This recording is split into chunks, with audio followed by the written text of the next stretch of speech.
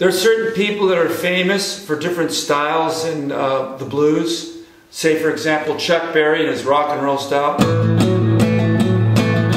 Bo Diddley, what they call second line kind of sound.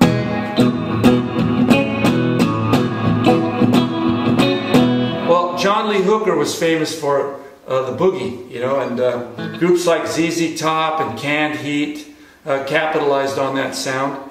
Here's my take on the boogie, using an A minor chord. And you don't use a pick in this, you gotta learn how to use your thumb and your fingers to get this right. But I'm only using 3 strings here.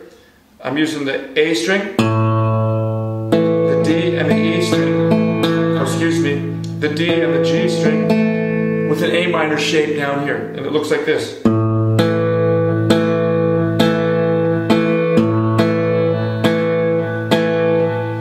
Now the only note that's on the beat is that A string, and then the rest of the chord is on the offbeat like this. 1 and 2 and 3 and 4 and 1 and 2 and 3 and 4 and. Most people want to turn the chord sound into the beat itself, like this. 1, 2, 3, 4.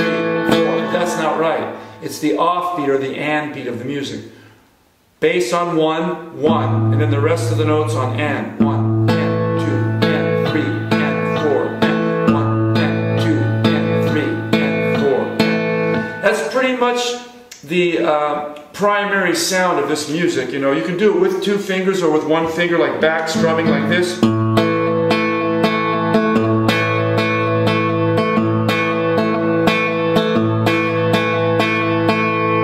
The other 2 elements that are in this song, if you want to call it that, would be putting your little finger down on the C note and hitting the chord again, so it goes.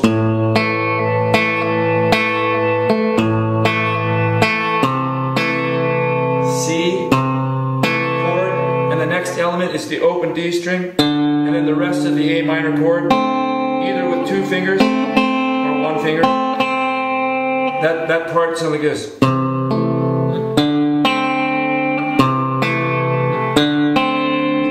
Right at the end of your two bar phrase before you go back to the beginning. So it's like this: 1 and 2 and 3 and 4.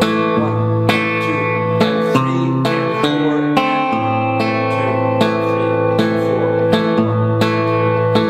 and 4 and 1 and 2 and 3 and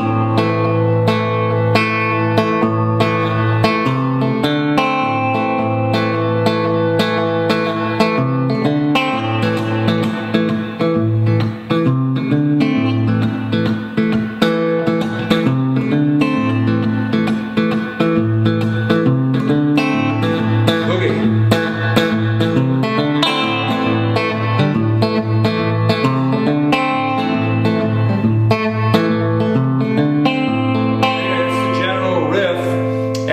The rest of the music gets added to that, like certain riffs that I insert in different places in there to give it a more interesting and creative sound rather than just playing the same thing over and over, which would be good if you were the rhythm guitar player behind a sax player or say a vocalist. But if you want to play it on your own as a soloist, like if you're out sitting on a corner somewhere busking on the street, you want to throw in some riffs. So we'll get to that in our next segment.